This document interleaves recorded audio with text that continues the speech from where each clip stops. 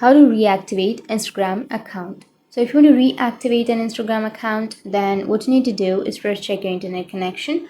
Once you check your internet connection, now you just need to simply open up your Instagram application. Once you open up your Instagram, you can have this kind of interface where if you want to reactivate your Instagram account, then you need to know one thing. To deactivate, you can deactivate by logging in, right? So if you've deactivated your Instagram account and it's been a month, like more than 30 days, then unfortunately your Instagram account will be deleted permanently.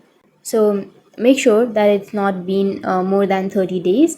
And if it's not, then you just need to simply enter your credentials. So enter the username, email, or your mobile number on the first blank, and then enter the password on the next blank. Once you enter your credentials, simply tap on login, and once you log into your account, then your account will be automatically reactivated. You don't need to do any other steps. So just go and log into your account and your account will be reactivated.